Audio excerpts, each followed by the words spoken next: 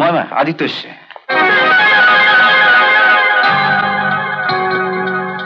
কেমন আছো মহামায়া? ভালো। তুমি? না না, তোর কথা বল, আমি আসছি একটা কাছে। না, বস বস বস বস।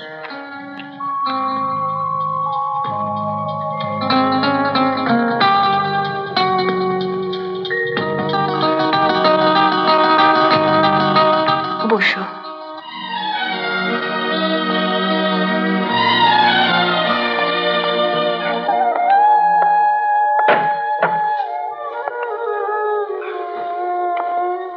কেমন আছো তা তো বললে না। ভালো, খুব ভালো। পরমেশ্বরের কাছে শুনলাম তুমি নাকি চোখের চিকিৎসা করাতে দিচ্ছ না। এটুকুও বাকি রাখলে কেন? ডাক্তার তো অনেক ছিল, কাউকে দিয়ে চিকিৎসা করে নিতে। তুমি ঠাকুর মশাইয়ের কাছে কিছু শোনোনি? শুনেছি। সব শুনেও তুমি এভাবে কথা বলছো কেন? শুধু দয়া দেখাবার জন্য আমার জন্য বসে না থেকে পরমেশ্বরের কথা মতো চিকিৎসা করা নিতে পারতে। হয়তো এতদিনে চোখ দুটো ভালো হয়ে যেতে পারত। আমার চোখে চিকিৎসা করবে বলেই ডাক্তারি পড়তে বিলেত গেলে, এসে যদি দেখতে আমার চোখ ভালো হয়ে গেছে, তুমি খুশি হতে? আমার খুশির কথা যদি ভাবতেন তাহলে আজ কপালে এত বড় সিঁদুরের টিপ পরে এই জমিদার বাড়িতে বসে থাকতে না, মন্দিরের চাতালি আমার জন্য অপেক্ষা করতে। ঠাকুর মশাইয়ের কাছে সব ঘটনা শুনেও তুমি এই কথা বলতে পারছো? আমি তো মন্দিরে চাতালে বসে তোমার শুভকামনায় ঠাকুরের কাছে গান গাইছিলাম। তখনই তো তোমার বন্ধু এসে আমাকে জোর করে তুলে নিয়ে গেল। তুমি পরমেশ্বরকে বলেছিলে তুমি আমার বাগদত্তা? তোমার সঙ্গে আমার বিয়ে ঠিক হয়ে আছে? বলার সুযোগ পেলাম কোথায়? আমি কি দেখতে পাই? কি করে বুঝবো? ও হঠাৎ করে নিজের আঙুল কেটে সেই রক্তে আমার স্মৃতি রাঙিয়ে দেবে। কি ডাক্তার, কেমন দেখলে? বস বস বস বস বস। কদিন লাগবে মনে হয় ওকে সারিয়ে তুলতে? আদিত্য তা কোন ঘরে থাকবে তার ব্যবস্থা করেছো? ও থাকবে, ওই পাশে করে থাকবে। ডাক্তাররা রোগী যত কাছাকাছি থাকে ততই তাদের সুবিধা হয়। কি বল?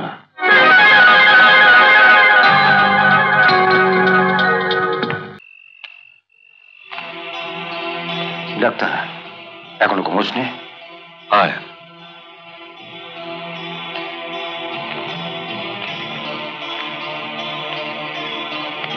এত রাত জেগে কি পড়াশোনা করছিস? কাল থেকে মহামায়া চিকিৎসা শুরু করবো তো, তাই বইগুলো একটু উল্টে পাল্টে দেখে নিচ্ছি। আমি জানি ডাক্তার, মহামায়ার চোখের জন্য তুই কেন এত রাত জেগে বইপত্র ঘাঁটছিস। আসলে তুই আমার ছেলেবেলার বন্ধু, আর মহামায়া আমার স্ত্রী। বন্ধুর মুখের দিকে তাকিয়ে তুই এতটা কষ্ট সহ্য করছিস।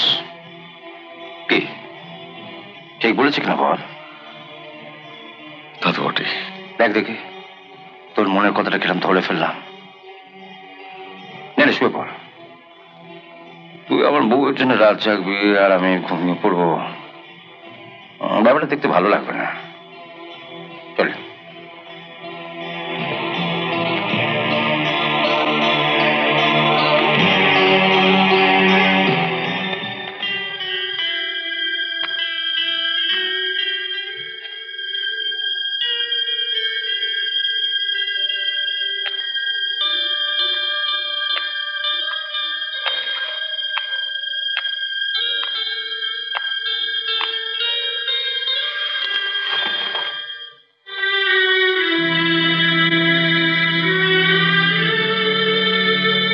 হলো? শোবে না? শোবো, কিন্তু ও ঘরে আদিত্য যে তোমার চিন্তায় জেগে বসে আছে।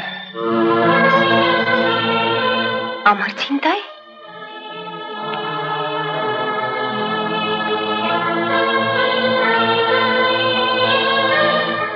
আসলে ও আমার ছেলেবেলার বন্ধু, আর তুমি আমার স্ত্রী।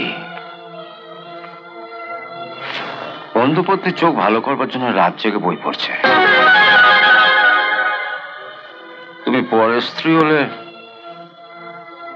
আদিত্য নিশ্চয় এতটা পরিশ্রম করতো না, কি বলো? তা তো বটেই। তাহলে বুঝো ও বন্ধুকে কতটা ভালোবাসে।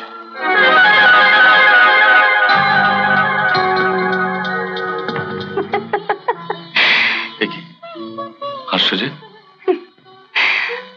হঠাৎ একটা ঘটনার কথা মনে পড়ে গেল। কোন ঘটনা? ছোটবেলায় ডাক্তার যখন আমার চোখ দেখে বললেন এ চোখ আর ভালো হবে না, তখন তুমি বাচ্চা ছেলের মতো কেমন ফুঁপিয়ে ফুঁপিয়ে কাঁদছিলে। সেই দিনই তোমাদের বাড়ি থেকে বেরিয়ে মন্দিরে গিয়ে শিব ঠাকুরের সামনে দাঁড়িয়ে মনে মনে শপথ করেছিলাম, তোমার যে দৃষ্টি আমি কেড়ে নিয়েছি সেই দৃষ্টি ফিরিয়ে দিয়ে তোমায় বিয়ে করবো। যখন ও আমায় ধরে নিয়ে এলো তখন ভেবেছিলাম আমার চোখ যেন ভালো না হয়, আমি যেন সারাটা জীবন অন্ধই থাকি। অমন লম্পট চরিত্রহীন স্বামীর মুখ যেন আর দেখতে না হয়।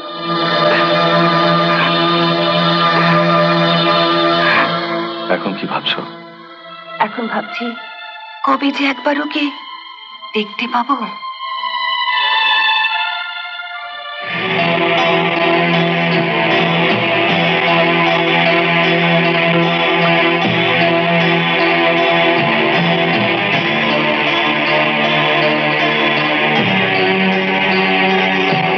জানো আদিত্যদা, সেদিনে সে ভয়ঙ্কর মানুষটার ভেতরে যে এমন একটা সুন্দর মানুষ লুকিয়ে আছে তা ভাবতেই পারিনি। এখন ওকে দেখলে কে বলবে একদিন ওর নামে সারা গ্রাম কাঁপত। কি হলো, চোখে ওষুধ দেবে না? ভাবছি তোমায় সারিয়ে তুলবো কিনা। কেন? যতদিন তুমি অন্ধ থাকবে ততদিন আমি তোমার পাশে থাকতে পারবো। তোমাকে সারিয়ে তুলি তো আমাকে এখান থেকে চলে যেতে হবে।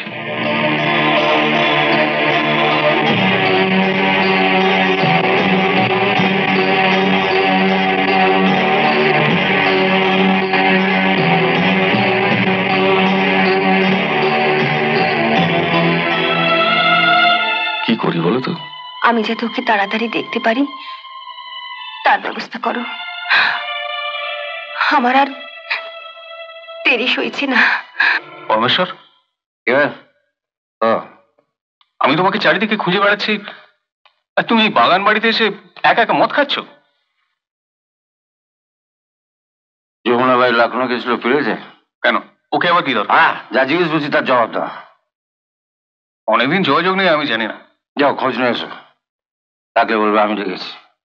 তুমি আমায় ক্ষমা করো পরমেশ্বর, আমি পারবো না। কি বলে? পারবে না? আবার মুখের সামনে দাঁড়িয়ে কথা বলতে পারলে? তোরা কি ভাবছো পরমেশ্বর মরে গেছে?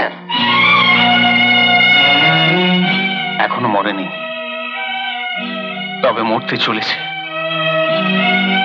আমি বেঁচে থাকতে তোমাকে শেষ হতে দেব না পরমেশ্বর। চলো।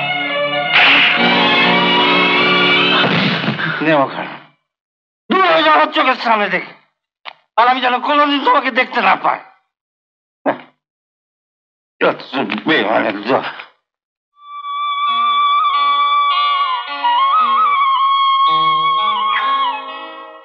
তবে যাবার আগে জেনে যাও, তুমি না গেলেও যমুনা ভাই খবর পাবে, আর কাল থেকে প্রতি রাতে সেখানে নাচবে। আমি কি রঘুর বইয়ের থেকে আমার স্বামীকে কম ভালোবাসি?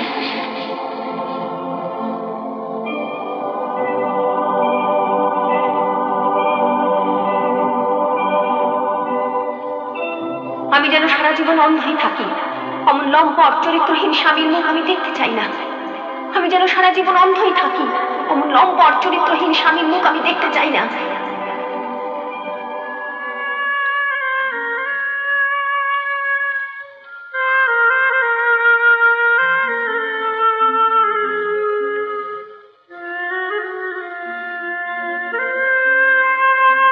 কই, তুমি আমাকে মারছো না কেন? তুমি কি সত্যি চাও যে সত্যিকারের অপরাধী সেই শাস্তি পাক? হ্যাঁ,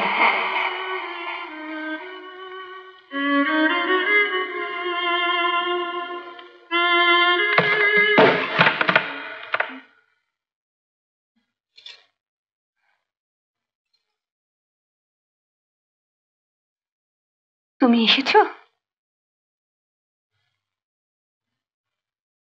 কোথায় থাকো তুমি এত রাত পর্যন্ত? আমার জন্য তোমার বুঝি খুব চিন্তা হয়? চিন্তা তো হয়, আর তাছাড়া আমার চিকিৎসা হচ্ছে, অথচ তুমি একদম কাছে থাকছো না। আমি থেকে কি হবে? আদিত্য তো সবসময় কাছেই থাকে। আমি থাকলে ওর মধ্যে অসুবিধা হতে পারে। হ্যাঁ, আদিত্য দাও তাই বলছিল। কি বলছিল? বলছিল চিকিৎসার সময় আমার কাছে থাকলে তোমার দুশ্চিন্তা হবে। সে বলে ভাববে ওর চোখ দুটো ভালো হবে তো, তাই এ কটা দিন যদি মনটাকে ব্যস্ত রাখতে পারো। এটা তো তোর সুবিধাই হবে। সত্যি তাই হয়েছে। দিন রাত আমার পাশে থেকে আমার চোখের দিকে নজর রাখছে।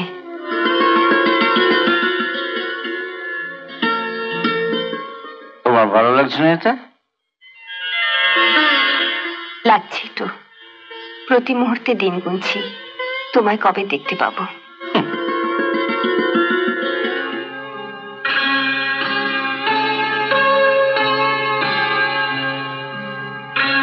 মার কাছে শুনলাম তুই নাকি কলকাতা যাচ্ছিস।